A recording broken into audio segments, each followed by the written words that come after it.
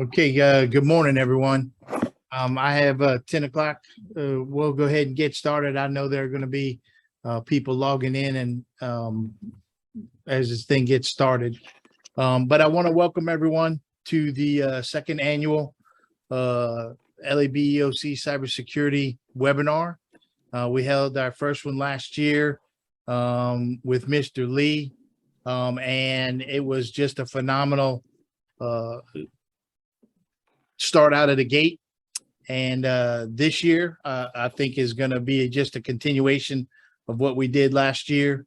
And we got a homegrown product to present for us today.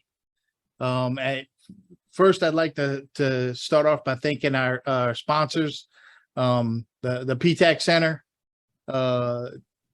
the NIMSAT Institute, and us here at the LABEOC. I just think that, like we like to say here at the BEOC that, from June 1st to November 30th, everybody kind of understands about hurricane season, but it is always cyber season. And I think this is just another great opportunity for us to talk about things that help make us just a little bit safer in this crazy digital world of ours. So without further ado, I'm going to introduce our guest speaker today. Mr. Josh Tannehill is the Senior Manager with Trust and Safety at Lumen Technologies. He has over 25 years of experience in IT security in both the private sector and the military. In his current role, he's the Communications Assistant for Law Enforcement Compliance Officer and deals with anti-abuse and anti-fraud issues. He is a retired member of the Louisiana Air National Guard, and he helped, for those of you who may remember, back in 2017 or 2018, there were two significant cyber attacks against the state of Louisiana, both to a school system and to the DMV. Joshua was involved in both of those responses, and based on his assistance with those responses, he also helped develop training plans for the cyber defense incident response team. And he has been just a key member of bringing Louisiana really to lead the nation in cybersecurity response. He's been a contractor for DISA, the Defense Intelligence Security Agency, the U.S. Army at Fort Polk, and U.S. Air Force Special Operations Command out of Florida. He is the Vice President of the Acadiana region for the Louisiana chapter InfraGard, which is where Joshua and I met a couple months back. And he is the president of the Louisiana chapter for Cloud Security and Security Alliance.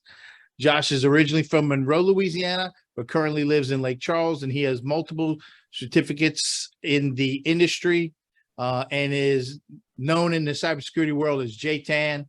And after that lengthy introduction, I'll turn it over to you, Josh. Thank you. Thank you. Let me make sure I get off mute here. There is the button. Here. Oh, I am off mute. Okay, great. Hey, wow, yeah, thank you for that intro. That really saves a lot of time on my slide deck. Let me get to that slide deck. Right now, you should be able to see my screen. Damien, can I get a nod if you can see the screen? You see InfraGard. We'll touch on this in a minute, but my slide deck, I've repurposed an old slide deck from 2019 that I did, and I just kind of repurposed it real quick for this event because the content in 2019 that I spoke on was very it relates very well to who my target audience is today, which is my understanding the Louisiana Small Business Emergency Operations Center. So I'm thinking I'm talking to IT leaders, business leaders for Louisiana small businesses and other InfraGard members or people who are interested in cybersecurity in general. If I'm off the mark there, I apologize. I blame Jim. But the talk I gave in 2019 was to a bunch of dentists. And dentists are also small businesses, and the talk to those dentists for small business really applies today. So I just kind of I don't really need to go in this, but I do have this Word document of my bio that Jim kind of read. I think I want to only one other thing that might add a little bit of credibility to who I am. So you might think, well, why do I want to listen to this guy, Josh? Well, I don't know. It's up to you. But some other things that I'm proud of is I've actually been a speaker at some major national cybersecurity conferences, NOLACon and B-Sides NOLA. And one of my additional roles right now is I'm on the planning committee to get the 2023 B-Sides NOLA uh, cybersecurity conference off the ground, and we're trying to do something in 2023 for B-Sides NOLA. So you guys can do a Google search on B-Sides. It's a conference, national conference, all the different cities across America, and I'm helping plan to bring one to New Orleans. So that was really cool, being an opportunity to speak at B-Sides NOLA back in 2019. Louisiana Cyber Militia War Stories. And then in 2018, I spoke at NOLACon, and I love the topic here: how to tell Cajun doctors they have bad hygiene and live. And in hygiene, it's cyber hygiene. So that you can find that on YouTube. But so I've been able to speak publicly. I've had the honor to do that here in the state of Louisiana. And there's some other things that you might not have known about me, or you might be interested to participate in B-Sides NOLA coming up in New Orleans in 2023.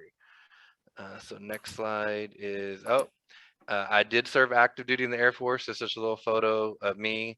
I was a little bit upset at the United States of America and the United States Air Force and the President George Bush at the time, because they sent me to Iraq with desert camouflage, but woodland armored, woodland camo plate. So I look like a sitting duck, but that's the best equipment, PPE, that the Air Force could give me at the time.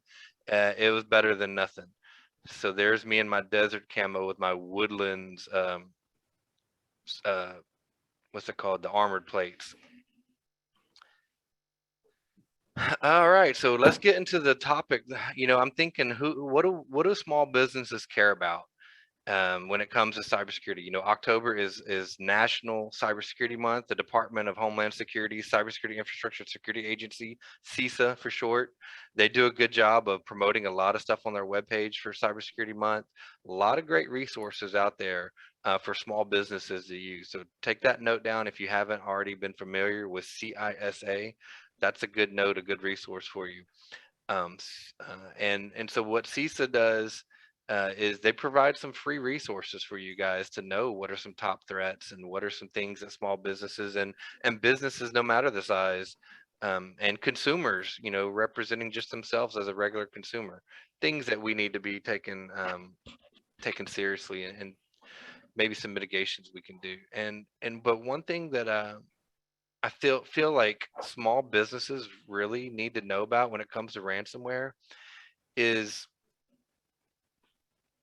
this kind of, you know, it's obviously in the news, you know, with the Colonial Pipeline. I mean, so many businesses get hit by ransomware. And when it comes to ransomware, you've got like four areas I highlighted in there. You got the prevention. You want to prevent ransomware, but if you can't prevent it, you want to at least detect it. And once you detect it, you got to at least know how to respond, what to do, and that includes your recovery. So once you know what to do, you need the recovery. And so I think of, you know, ransomware for a small business would be, you know, a ransomware to a small business is kind of like Hurricane Laura west of Lake Charles. I live in Lake Charles, and Hurricane Laura devastated my home and my community back in 2020. And it was a natural, Mother Nature natural disaster, where ransomware for your business could be considered a man-made digital disaster. And you really need to have some strong disaster recovery plans, some really strong business continuity plans. And one thing that I think we can learn from natural disasters like hurricanes and fires and floods when it comes to recovery is, like, the state of Louisiana, for example. They know that there's going to be a lot of trees that need to be removed. A lot of homes are going to be damaged and destroyed, and all that. The supplies from that house, or the damage, the carnage is going to be pushed to the road. and you're going to need those big trucks with those big claws to come pick up all that stuff. I forget what those are called, but those salvage trucks that come clean, the debris, clean the debris off the side of the road. The homeowners are going to put all the debris on the side of the road, and these big trucks come and clean it up. Now, do you think that the state of Louisiana waits until the hurricane to get those contracts in place with the debris removal companies? No, absolutely not. Those contracts, those disaster recovery contracts, or the debris removal, or for that electrical store, to recover your electric power grid, those plans are in place now for the next natural disaster. Those debris removal companies are on contract now. And that's something that I think businesses could start doing a little bit better of, um, is having some contracts in place. And one way you can do that is through cybersecurity insurance. Is kind of a new thing that not everybody knows. I say new, but new, it's been around for a while now. Depends on your perception or perspective. But I would think you small business owners, you really need to look into cybersecurity insurance if you're not already doing that. And you need to look at recovery. And what I mean by recovery is, imagine you got a small business and you got 50 endpoint workstations and you got 10 servers. Well, when that ransomware attack comes in and happens, and this happened, I was honored to work with the state of Louisiana back in 2019. Jim, it was 2019 when we had that cyber attack that the National Guard responded to. And the reason I remember it was 2019 because that was a year I retired from the Air National Guard, and I was so disappointed because I worked so hard to help train the Louisiana National Guard's incident response team to get them able to recover and respond to a statewide national cyber disaster. And I trained and trained for years and years, and nothing happened. It was peacetime, peacetime, peacetime. Well, the month I retired from the Louisiana National Guard was July of 2019. That's when the school boards across Louisiana got hit. So I did get to go help and respond and recover to that, but that was in my CenturyLink role. But I was in my civilian clothes working with the National Guard airmen and soldiers who were wearing the uniform that I helped train. So it was a really cool, unique experience. But there's a couple ways I remember that it was 2019. One, it was the same month and year I retired, so I was very disappointed I didn't get to respond in uniform. But two, that was also the year LSU won the national championship. That was my retirement present from the LSU Tigers. They're like, "Oh, Josh, thank you for your 21 years of Air Force service. We're going to win the national championship for you."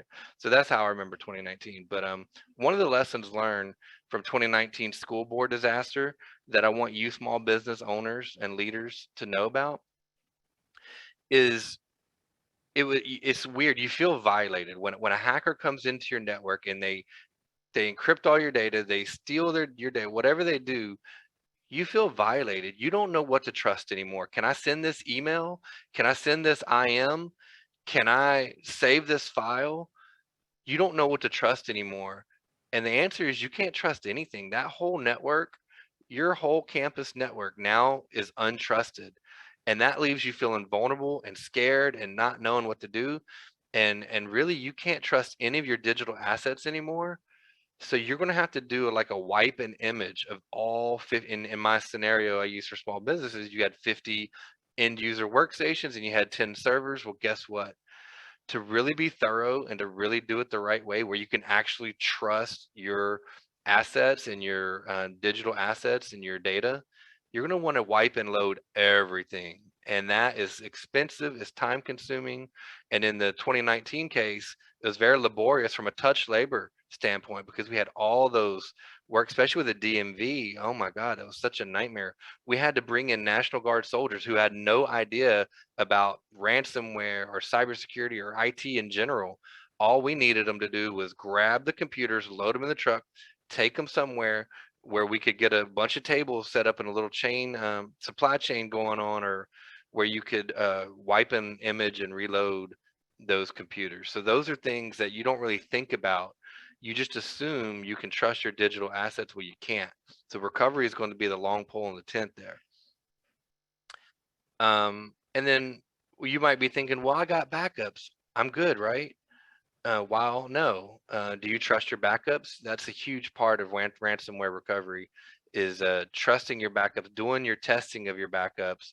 But here's a good analogy, going back to the natural disaster analogy, why aren't backups good enough? Well, it's kind of like saying, comparing a flood to why getting the water out of your house isn't good enough. You can't trust, once that water gets in your house and you remove all the water, yeah, the water's gone, but can you trust the integrity of your structure anymore? Can you trust that mold not to come? No, there's still more work to be done. So your backups may have been compromised as well. So that's one thing to consider with your backups. And this was back in 2019. I said new thing is extortion X sextortion. Most of us should be familiar with sextortion, but if you're not, there was a recent Netflix show. I want to pull it up here. I can't remember the name of the Netflix show, but it was like Death, Lies, and Web of Death and Lies. Oh crap, I can't remember. But anyway, this Netflix series was really, really interesting. I should have been more prepared. I apologize. But if you can Google that, Netflix series, docu-series on is like the internet web of death and lies and destruction or something. And in there, they talked about sextortion, and it was really interesting that that's still a scam that people are still doing. So that hasn't gone away. And when it comes to extortion, one thing that I'd like to add with extortion, and again, I know I'm moving on from ransomware, but I'm just trying to think of things that if I'm a small business owner and I really don't have my ear to the pulse of the ground and what's going on in cybersecurity, things that I would want to know. And DDoS extortion is something I would want to know about. And what DDoS extortion is let's say you've got a public facing website and it generates, I don't know, $1,000 a day of revenue for you. Pretty big deal, right? Well, what if one of your competitors or just a random criminal across the ocean wants to extort you for money?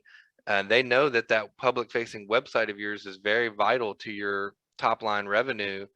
They could just try to take that offline through a DDoS attack. The stands for distributed denial of service, and they could send you some sort of email or message, say, hey, you better pay me, $1,000 or $1,000,000, whatever, 10 Bitcoin, or I'm going to knock your website offline. That's a form of DDoS extortion. And then to make you know that they mean business, they could send like a little test DDoS attack against you, just a little, 10% of their strength, maybe 30% of their strength of what they really could do, just to show you they really are a criminal and they really do mean business. And they can knock you offline for 5 minutes, just a little, give you that first hit for free to show you they mean business.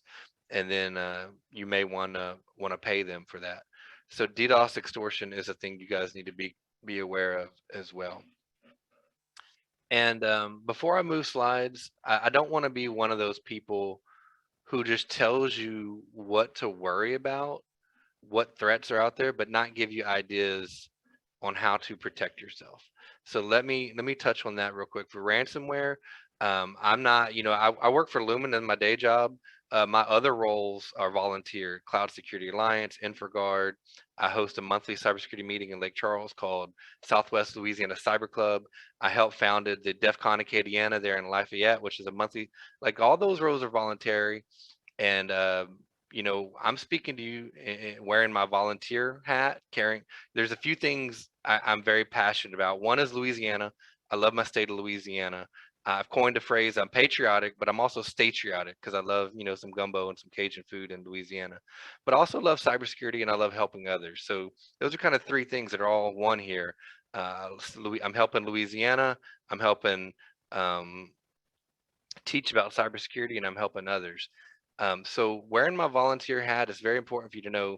I'm not on any, I don't get paid by Rubrik, but Rubrik is one of the companies that I've had sponsor some of my events, and I would check them out for some ransomware protection. And there's others. I feel bad naming one, but there's some other companies that could help you with some ransomware prevention. And then of course detection and response and recovery as well. So that's Rubrik. I would check that out. From a DDoS extortion point of view, some things that I would check out: there's all these DDoS mitigation platforms, and I do work for Lumen in my day job, but I will tell you, Lumen has probably one of the best DDoS mitigation services out there as well. So check them out. I think Cloudflare has a good DDoS mitigation service. But check it. There's an actual thing you can pay. Check with your ISP. Maybe your ISP has some DDoS mitigations.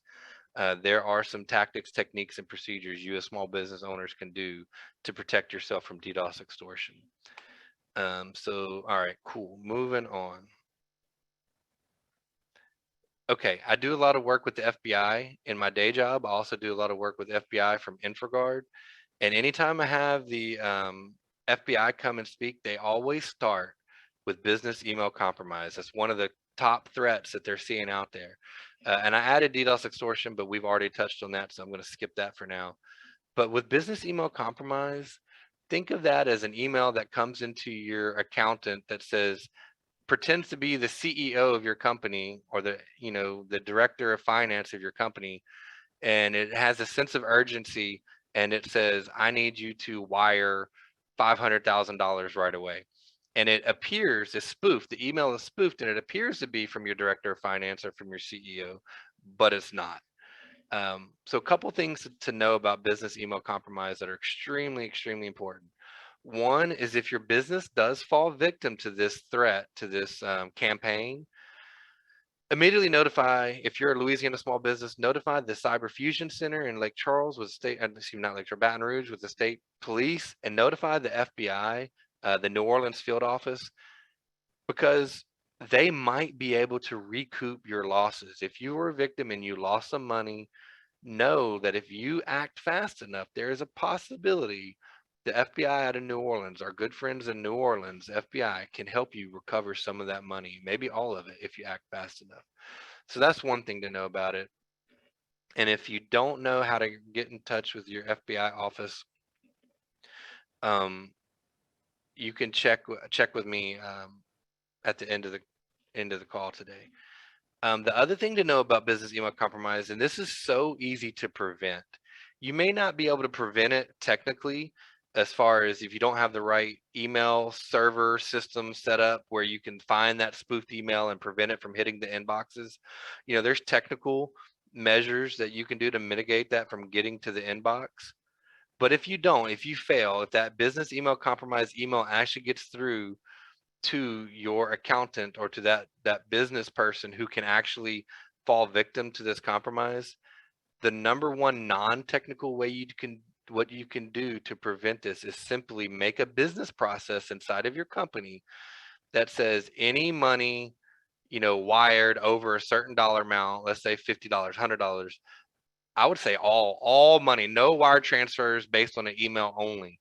Because of this threat, any urgent need for wire transfer has to pick up the phone and call and talk, or in person or video call. I would do video calls. I don't know. But just pick up the phone and be like, hey, boss, did you really mean for me to wire you $500,000 right now? If a lot of these companies would have that business process in place, this threat wouldn't be as big of a deal and as popular as it is. You'd be surprised at how many individuals fall victim to this, and they simply do that transaction based on an email.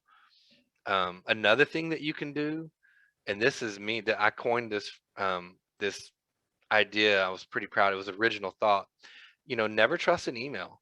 When you go to a gas station and you hand the clerk, the retail clerk, the register clerk, a $20 bill and be like, here's my $20 bill. Can I have a Coke? They don't ever trust your $20 bill is really real. They hold it up to the light. They highlight it with the marker. They assume that you are a fraudster, that you're a criminal. They assume that that's a fraudulent $20 bill. They assume fraud with every $20 bill or above they get.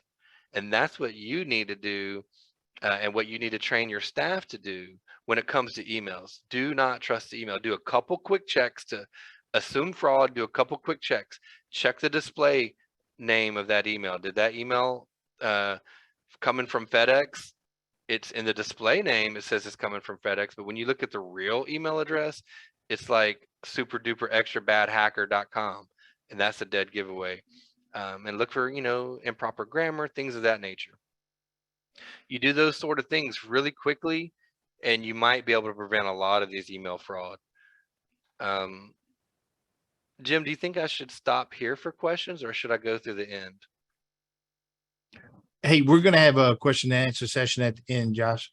And Okay. I see, hey, there's a lot of great discussion going on in the chat, and thank you for everyone who's contributing there. Okay, cool. Well, let's move on. How to calculate risk. So this slide is leading to my next slide that I'm also proud of. My next slide is an original thought as well. But it really, I'm not a math major at all. My daughter's dating this math whiz, and he's going to be like a chemical engineer, and he blows my mind with how smart he is mathematically. But as a business owner and a small business owner, we need to understand this thing. Cybersecurity is all about risk. You're in business, you need to make money, and you have your digital assets to help you make money.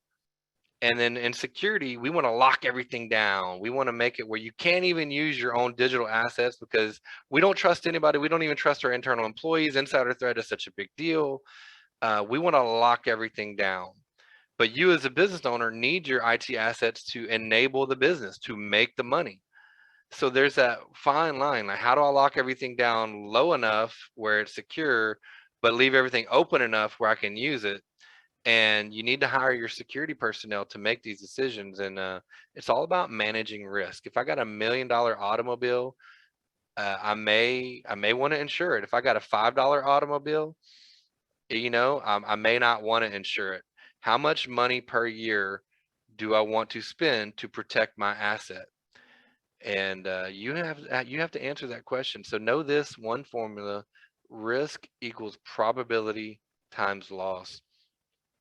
And when you know that, once you figured that out, then you can decide as a business, how much money per year do I want to spend on cybersecurity prevention, detection, and response?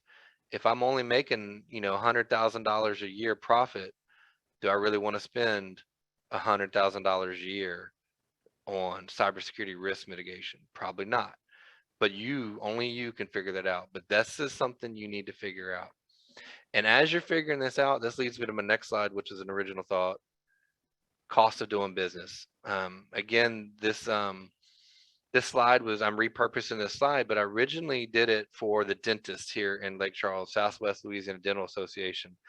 And I thought of this analogy to really get through their heads, because I've spoke to them before. And the first time I spoke to them, after it was over, I went and had drinks with them, and we're just talking IT, talking shop.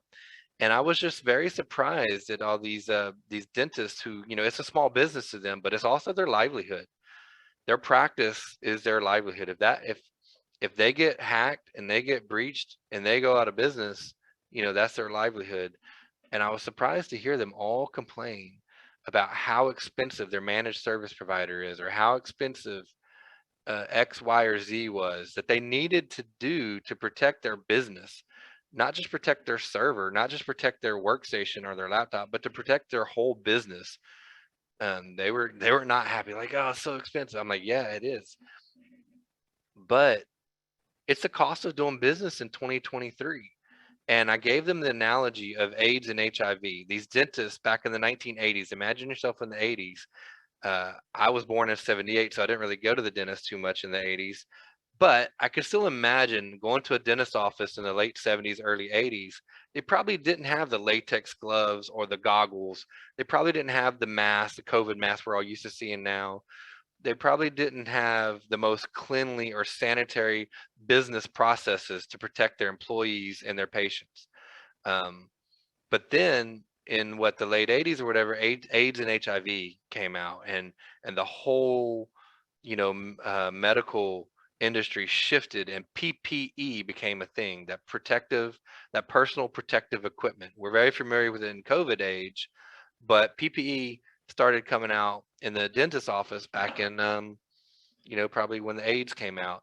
And now these dentists, all of a sudden, their top line business expense had to include, I don't know how many hundreds or thousands of dollars a year on masks or sanitary equipment for their tools or gloves or whatever. That was a new expense that they didn't have before. But now, in order to stay in business, they had to buy this PPE for their employees.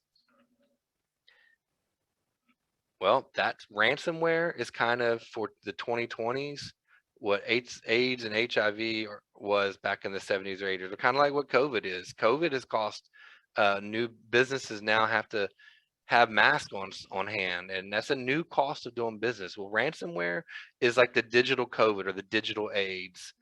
It's probably a bad analogy, but I think you see where I'm going with that.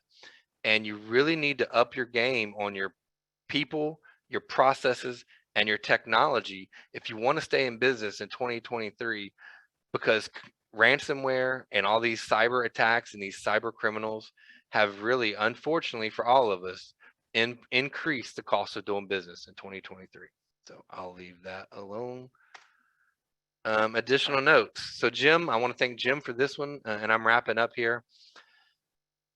When Jim and I were talking to try to figure out what we wanted to talk about today, he had a great point. He's like, look, Josh, I just want the people on the call to know that you don't have to be, the NSAs or the Fort Knoxes of cybersecurity, but you just have to, improve your resiliency and improve you be a little bit more of a hardened target than you used to be. You don't have to be the hardest target, but you don't want to be the softest target either. And he used the analogy of the lion or the bear.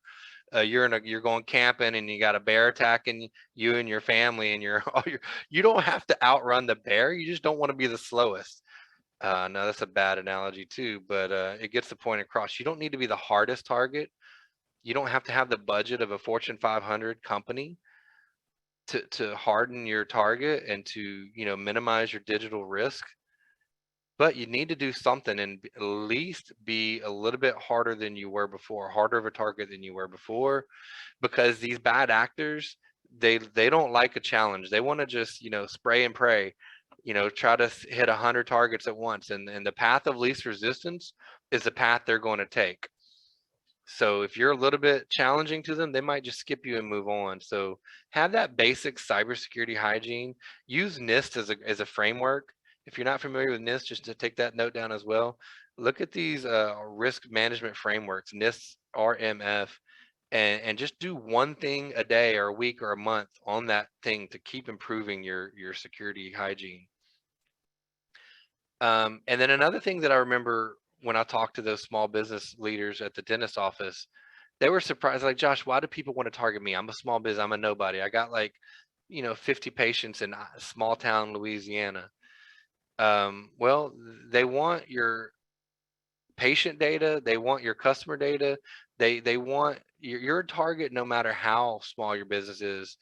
And that's one message that I think small business owners really need to get across is they think I don't have anything that anybody wants. Well, that is false. That is like Dwight on The Office. False. Hackers do want your data. You are a target. So I would make sure you get that mindset away out of your mind, because they do want you, even if it's just for the fun of it. And then I think my final bullet here is going to be, call to action. I do a little bit of research. I do public speaking, and in my research on public speaking, there's a couple things that you want to do. You want to get across as a public speaker giving presentations. One is you want to entertain. I haven't told any good jokes yet. Sorry about that. I've been all business. So I'm going to stop here for a good joke because I got to entertain. My favorite dad joke ever is, when does a joke become a dad joke? When does a joke become a dad joke? Answer is when it becomes apparent. So apologize for everybody who's heard that joke before, but it's my favorite dad joke. So given public, presentations, you want to entertain. That's one thing you want to do. Another thing you want to do is educate and inform. And I think, I've kind of screwed up on the entertainment part. I wasn't that funny this time, I'm sorry, but I did give you at least one dad joke. But the educate and inform, I think I've given you some good things to take back to the office and work on. So I feel like I've got a checkbox there. And then the final thing that I think a good speaker needs to do is leave the audience with a call to action. And so here's my call to action for you. Let's work together to make Louisiana small businesses and Louisiana in general a hard target. If that's one thing a day, one thing a week, one thing a month that you do to improve your cyber hygiene, your cybersecurity posture, if it's one meeting a month or a year you go to learn, continuous education, I'm huge on that. If that's all you get out of this, or you go look up how to report crimes to the FBI, or you learn how to be a part of InfraGard, or you learn anything from today, and then you make that a consistent goal to get better, and we level up each other, then we're going to make Louisiana a harder target. So those are some things that I want to leave you with, that call to action. Let's work together to make Louisiana small business, Louisiana a harder target. How can I help you? I can give you a free risk assessment. If you ever have any questions and you want to know things, as long as I'm not charging money, then I'm not in any sort of compete issue with Lumen, because Lumen does offer cybersecurity pen test, cybersecurity this, cybersecurity that. So I can't do this on a side business, but I can do it as a vice president of InfraGard. I can do it as a telecommunications sector chief of InfraGard, as long as I'm not making money off of it. I wouldn't mind training your staff, giving them a 30-minute training, just kind of come in and maybe go over some more in-depth examples of things. Those are things that I can do personally to help you if you're in Louisiana, because like I said, I'm very patriotic. I love my state. And I think that's it, but I do have some other things that I wanted to share with you. Yeah. Hey, Josh, that was a terrific presentation. Thank you very much. And it's already started, so I want to let everybody know we're going to have a little bit of a question and answer session. And so if you have any particular questions that you'd like to ask Josh, just put them into the chat. And Mr. Burton from Calcasieu has said, what makes the biggest impact within a small to medium business organization to protect them from cyber risks from your experience? That's a great question. And so Mr. Burton and I go way back. Thank you, Charles, for the question. In my mind, and I don't know this for I'm just giving you a gut instinct because I don't have enough visibility into the data across the state, especially with SMBs. But in my mind, my gut instinct goes immediately to multi-factor authentication. I think if you can't do anything as a small business, but except for one preventive control, I think MFA might be the one you want to spend that money on. For those unfamiliar, MFA stands for multi-factor authentication. That's combining something you know, like a password, and something you have, like a token, whether it's a smart card or whether it's the authenticator app on your smartphone or your smartphone itself with the SMS text. You know, there's a lot of studies that say SMS text is not really a good two-factor authentication mechanism anymore because of the SMS phishing and SIM swapping that the bad actors can do. And that is true. SMS text as a two-factor authentication capability is not as good as it used to be, but I would venture to say it's still better than nothing. So Charles, I know you've got a lot of interest in this topic as well. What do you think about that answer? Or do you have anything that you thought I would say? No, Josh, great answer. MFA is sometimes a little confusing for folks, especially for small businesses, but no, it is extremely strong measure. Yeah, I agree. Thanks for the question, Charles. Jim, you want to read the next one? Okay, so from ECS user, any thoughts on continuously backup electronic data on the cloud services such as Carbonite? No, I don't personally have a lot of experience there, but that sounds great, ECS user.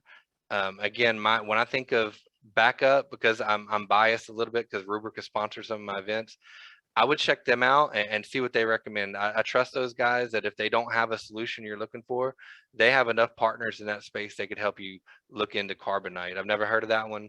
I apologize, but that's one thing that I take pride in is there's so much to know, and I don't pretend to know it all. If I don't know the answer, I'm not going to BS you. I'm going to tell you the truth. And ECS user, I do not know much about Carbonite or cloud backups. I apologize. Okay, we have one from Ian. Are cyber insurance necessary, reliable, and essential in the long haul when business already have in-house IT departments or third-party tech support? You know, great question, Ian. And cyber insurance is not and I'm not a CISO either. So I'm giving you kind of my professional opinion, but I'm also not really the expert. So take that for what it's worth with a grain of salt.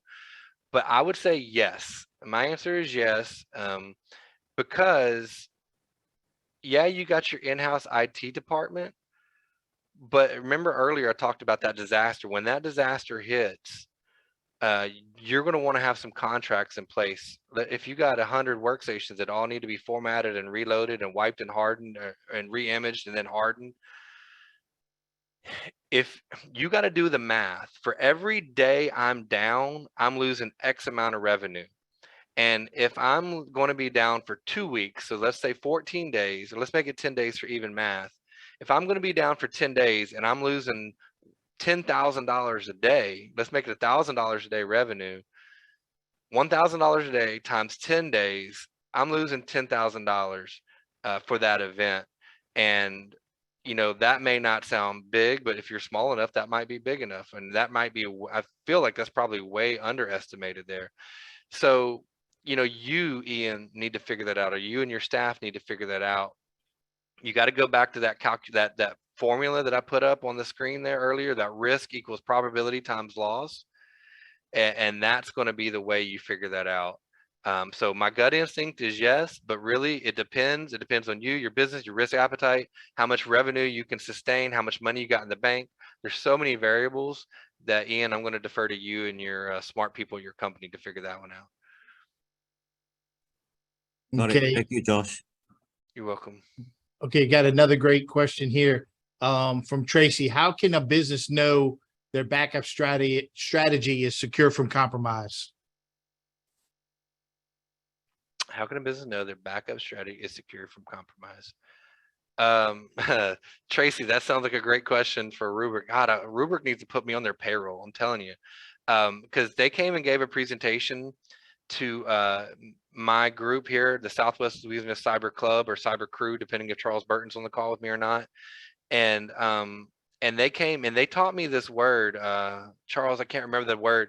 There's some fancy smart word that these backup and recovery companies, it was like not data integrity, but it was like I can't remember the word, but they're the experts in that, Tracy.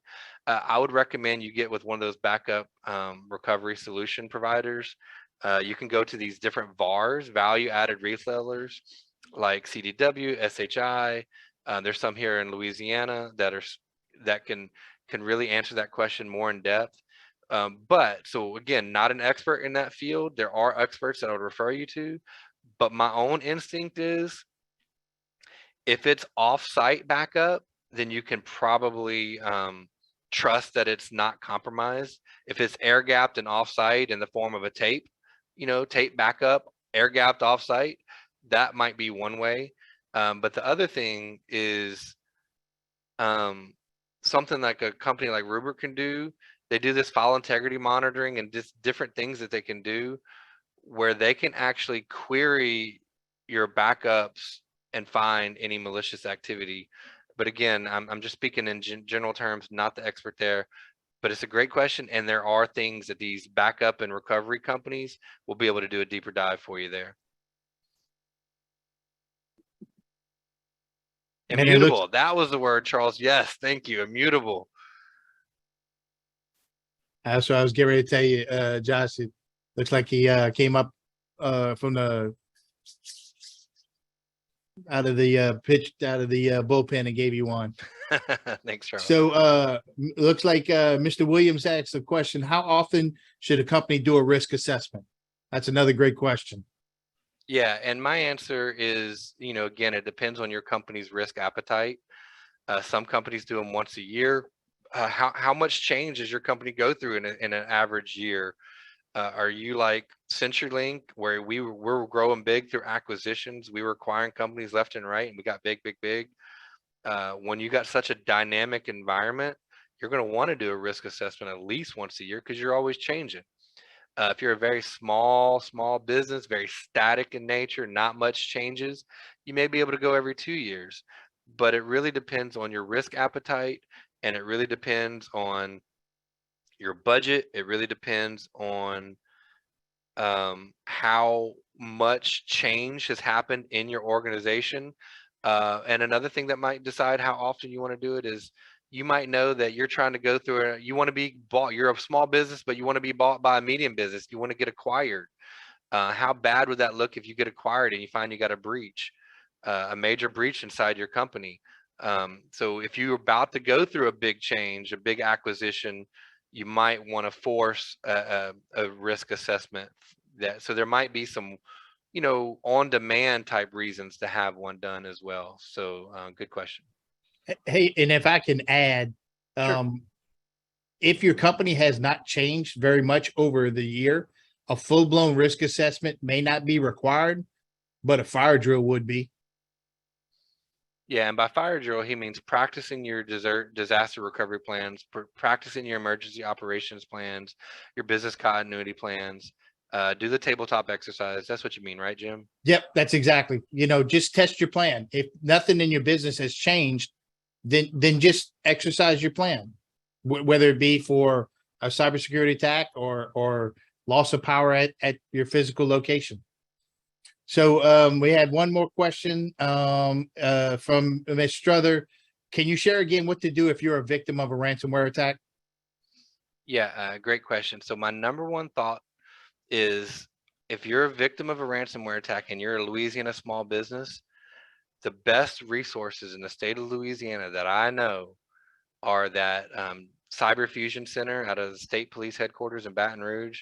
Somehow you need to report that to them, and we can Google search that later, and let the FBI know. Something I wanted to touch on earlier, because of my role with InfraGard, I do a lot of work with the FBI, and I hear a lot of their presentations.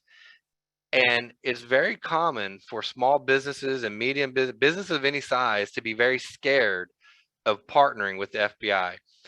They think, oh, I don't want the FBI to come into my network because maybe I've got some unsavory business practices that they might uncover, or maybe I'm a part of some scandal and I don't want my FBI to know that my VP was having an affair with my There's all these reasons that businesses are scared to involve the FBI. But let me put those fears to rest now.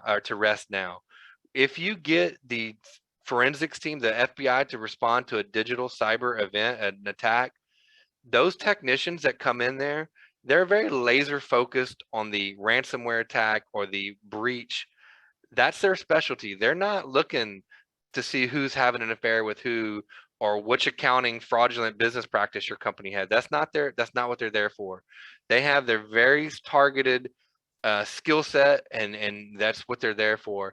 And if they go in and do all the bad things that you're worried about, then no one's ever going to trust them, and they're never going to be able to help harden Louisiana as a whole. So get that fear out of your mind. Know that they're coming specifically for this ransomware attack or this cyber disaster, and that's what those people responding, that's their specialty, and that's all they know, really. So I would report it to FBI. I would report it to the Fusion Center. I would certainly before you get to that point. I think who asked that question? Was it Tracy? No, Shannon. I would run through those tabletop exercises right now. Ask your IT staff that. Your IT staff should have some disaster recovery plans in place. You should make sure that you can recover from a secure backup. You should make sure that you know how to here's a big one. Which offline communication mechanism you're going to use? As the president of the InfraGard, VP of InfraGard, Acadiana region, I'm also the sector chief for the communication sector, which is right here. If you're looking at my screen, you see here, I am the communication sector chief. Communication is key when you're in a natural disaster or a digital cyber disaster. What is your offline communication going to be? Do you have you got your online, your on network, your Slack channel, your Microsoft Teams, where you all collaborate in-house? But what are you going to do when that's compromised and you can't trust that? Do you maybe use a Signal chat on your smartphone? That might be an option to look into. So I would have that that tabletop exercise now. I would not wait.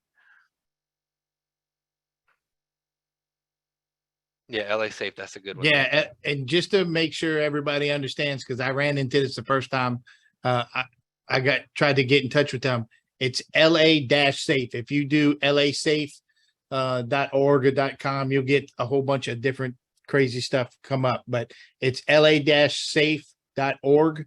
And in the chat, I put there how to report to LA-safe if you have a suspicious or criminal activity. So are there any other questions that are out there?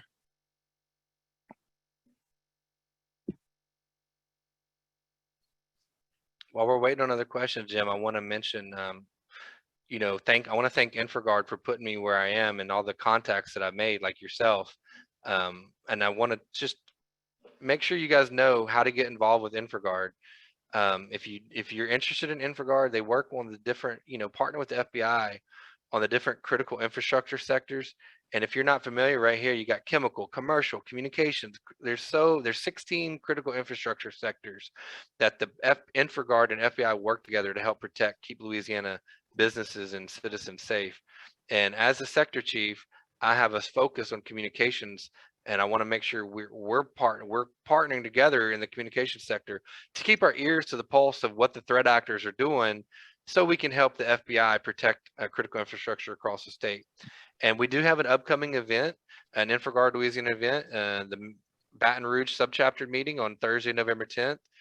And I would love, if you're not a member, you know, maybe try to be a member. Let me know offline. I'll try to help you get in touch with Lester Millet. He's our president. But if you're not a member and you want to still go, then we might be able to get you to attend this event as a guest. Just let me know that as well. So Jim, I think that's all I had for prepared remarks. All right. Hey, Josh, that great presentation. And from all of us here at from the sponsors of this webinar, the LAB EOC, the NIMSAT Institute, and PTAC, we want to thank you very much for your time and energy and passion that you put in here.